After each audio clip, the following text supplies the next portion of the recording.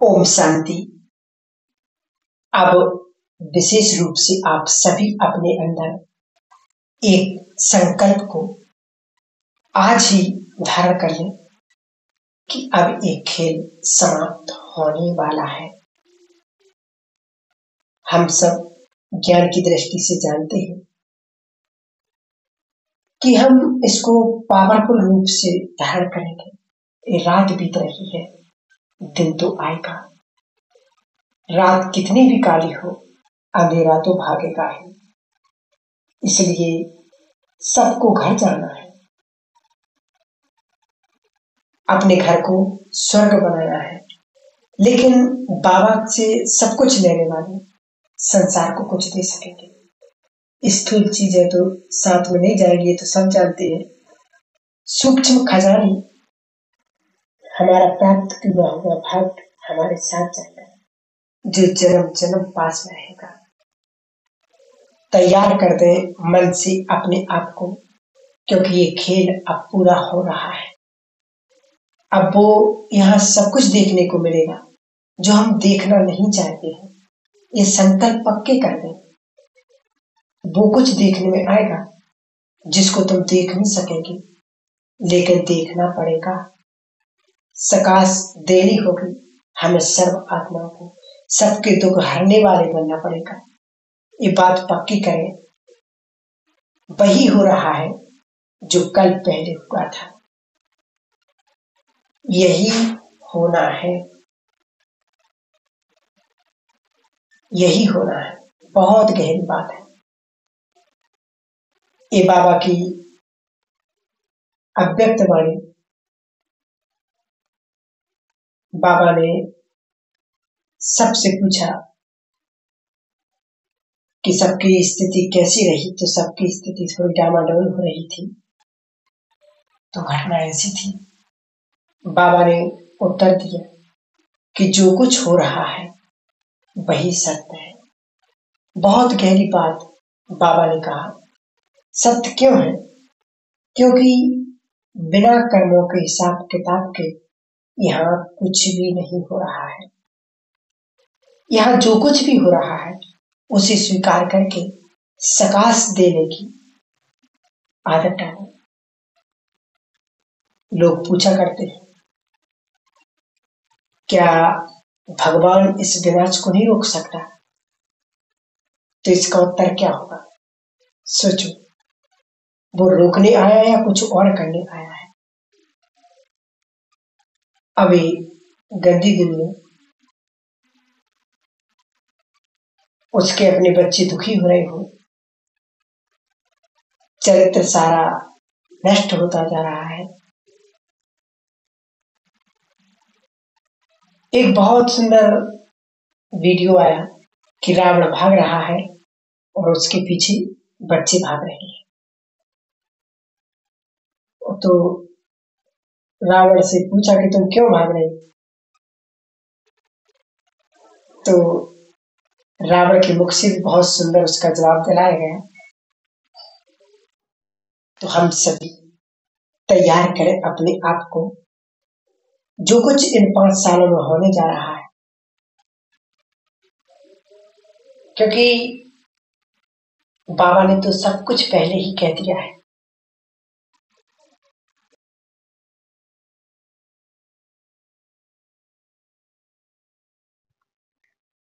पर रोज अब हमें समय निकाल करके सकाश देना है। सकाश कैसे देंगे? तो हम रोज 2 प्रकार से सकाश देंगे। एक तो प्रकृति को, और प्रकृति को जरूरत है हमारे पवित्र वाइब्रेशंस की। दूसरा, कमजोर आत्माओं को सकाश देंगे, उनको जरूरत है हमारे शक्तियों के वाइब्रेशंस की। देखो, भारतीय दर्शकों में भी उसमें स्पष्ट लिखा है कि प्रकृति सतो रजो तमो की स्थितियों से गुजरती है। ये संसार भी 3 प्रकार की स्थितियों से गुजरेगा, सतो रजो और तमो। तमो बाबा ने 4 भागों में बांट दी। प्रकृति की पवित्रता मनुष्य की पवित्रता से जुड़ी हुई है, जो कम होते होते इस स्थिति में आ गई है। अब पवित्र वाइब्रेशंस पा करके ये प्रकृति पुनः अब मूल स्थिति में पहुंचेगी और प्रकृति के प्रकोपों को एक और रूप से देखना भविष्य में, क्योंकि प्रकृति अपनी मूल स्थिति में अब पहुंच रही है। पहुंचना वो चाहती है और पहुंचेगी, और जब पहुंचेगी तो बहुत गड़बड़ हो गई। बाबा ने मुरली में भी की कि प्रकृति कितनी सुखदाई होगी, वहां कोई बीमारी नहीं होगी, प्रकृति अपने समय पर सब कुछ करती रहेगी। कभी बाबा ने कहा था कि सतयुग में यदि थोड़ी भी कहीं गंदगी हुई, मान लो यदि कागज के टुकड़े भी डाल दिए तो हवा चलेगी और सबको उड़ा करके ले जाएगी, साफ कर देगी। रोज लगभग शाम को हल्की सी बारिश होगी, सुखदाई बारिश, क्योंकि फूल पत्ते पेड़ सब सुगंधित होंगे। तो ऐसा लगेगा जब उनसे पानी टपकेगा तो सारी अमरावती जैसे कि सारे स्वर्ग में इत्र छिड़क दिया है। इसलिए शास्त्रों में लिखा कि इंद्र के राज्य में सारी अमरावती रोज शाम को इत्र छिड़का जाता है। ये प्रकृति की देन हो गई, नेचुरल उसका स्वरूप। तो क्योंकि जब हम जितने पवित्र होंगे, यदि आप कहीं जा रहे तो आपके पवित्र वाइब्रेशंस आने वाली विनाश की चीजों को रोकती रहेगी। जैसे आजकल युद्ध चल रही, अब युद्ध सेनाओं का तो कम हो गया। बाबा ने एक बार कही थी एक बात कि आगे चल करके सेनाओं की जरूरत ही नहीं पड़ेगी। तो देखो अब यूएस फोर्स का युद्ध रह गया है। बाबा ने कहा आपके पवित्र वाइब्रेशंस यदि तेज हैं, यदि किसी ने बॉम्ब रख दिया है और आप वहां पर हैं, तो आपके पवित्र वाइब्रेशंस, तो वहां आपको ड्रोन आपको नुकसान नहीं पहुंचाएगा। यही बात होगी आपके घरों के लिए। जिन घरों में पवित्र वाइब्रेशंस बहुत अच्छे होंगे वो विनाश की विविकिचा से बचे रहेंगे, क्योंकि विनाश बहुत खतरनाक चीज है जो निश्चित है, हम सब जानते हैं। उसके बाद ही स्वर्णिम युग आएगा। जब तक गंदगी दुनिया ना जाए तब तक स्वर्णिम प्रभात आ नहीं सकता है, ये हम सब जानते हैं। तो अपने अपने घरों को तीर्थ बनाना है, मंदिर बनाना है। तो विशेष सभी भाई और माताएं बहनें थोड़ी सी मेहनत करें और ये विश्वास करो कि जिस घर के वाइब्रेशंस सुंदर हैं उस घर के सभी लोग निर्विघ्न, काम धंधा फर्स्ट क्लास, रोग भी कम से कम आएंगे, सेफ रहेंगे आप।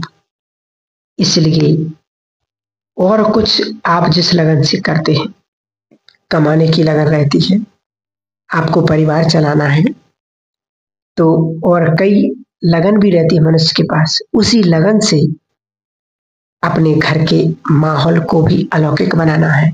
लोग क्या कहते हैं इस पर ध्यान नहीं दो और ना देना है। लोग तो बहुत कुछ बोलेंगे, माताओं को भी बहुत कुछ सुनना पड़ता है संसार में, लेकिन बाबा क्या बोलता है अभी भगवान की सुने, मनुष्यों की तो सुनते आई। बाबा ने तो कुछ दिन पहले मुरली में कहा था तुम पुकारते थे, बुलाते थे, आओ, और अब मैं आया हूं तो अब मेरी सुनो। मैंने तुम्हारी सुनी, अब मेरी सुनो। और जो इस समय भगवान की सुनेंगे तो बोलो क्या होगा। एक तो द्वापर से भगवान उनकी सुनेगा और विनाश काल में भी हमारी अच्छी सुनेगी। इसलिए अपने घर को तीर्थ बनाना है। मंदिर से भी बड़ा शब्द है तीर्थ। सेंटर्स को भी तीर्थ बनाना है, क्योंकि बहुत सारे सेवा केंद्र लाइट हाउस माइट हाउस बन जाएंगे। इस समय आ गया।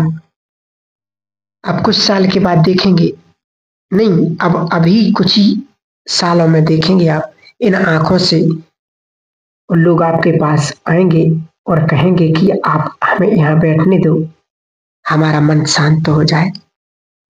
लोग आपको कहेंगे हमें अपने सेंटर की एक टोली का फीस ही खिला दो, मन बहुत दुखी है, ठीक हो जाए। लोग कहेंगे कि हमारे सिर पर हाथ रख दो, हमारी पीड़ा हर लो। ये सब आपको करना है। एक छोटा सा अनुभव है माता जी का। एक गांव से 5 माताएं, उनका अनुभव तो माता जी ने सुनाया। तो उन्होंने सुनाया कि इसका पति बीमार हो गया और डॉक्टर ने कहा कि इसका अब कोई इलाज नहीं है और आप इसको घर पर रखो, जब तक जिएंगे तब तक अच्छे से सेवा करो। लेकिन उस भोली माता ने क्या किया, उसने पानी चार्ज करके रोज उसको पिलाया। और उसका जो पति था, 60, कम से कम 60 वर्ष हो गई उम्र, और वो 1.5 साल में ठीक हो गया। तो बड़ी सोचने की बात है। उस माता के पास ज्यादा ज्ञान नहीं है, बिल्कुल अनपढ़, लेकिन ये कहीं बोल भी नहीं सकती। लेकिन इसके पास क्या है, भावना। क्योंकि भावना से ही सब कुछ अच्छा होता है। अब गांव में जो इसका आवाज फैली कि ऐसा ऐसा होता है, तो उसके पास पानी पीने के लिए लोग आ रहे। आसपास के गांव वाले लोग भी बोतल लेकर के आ रहे कि हमारा पानी को चार्ज कर दो। ये भावनाओं का प्रभाव है वास्तव में। ये तो अपनी स्थिति को, अपने घर को पावन तीर्थ बनाना है। 1-2 चीज आप हमेशा याद रखना कि, और उसे रोज करना है। दिन में 2 बार कम से कम अपने घर में बैठ जाओ और संकल्प करो कि मैं अपने घर पर एक तरफ बैठी हुई हूँ, कुर्सी पर, सोफे पर, कहीं पर भी, और संकल्प करें मैं पवित्रता की देवी हूँ, मैं पवित्रता का फरिश्ता हूँ। देखें, मेरे मस्तक से पवित्र किरणें निकलकर, गोल्डन निकलकर, किरणें निकलकर पूरे घर में फैलने लगी हैं। और देखो आपके घर में पवित्र किरणें फैल गई हैं। पूरा घर इन सुनहरी किरणों से भर गया है।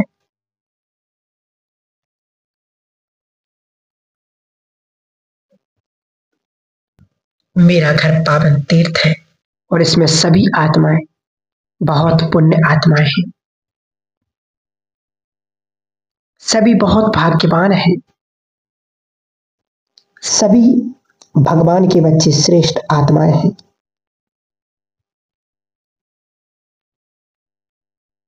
ये भगवान का परिवार है। ये सभी देव कुल की पुण्य आत्मा है, ये देवकुल की पवित्र आत्माएं हैं, बहुत भाग्यवान है, बहुत पुण्य आत्माएं हैं। तो आप देखना सब कुछ बदलने लगेगा आपका।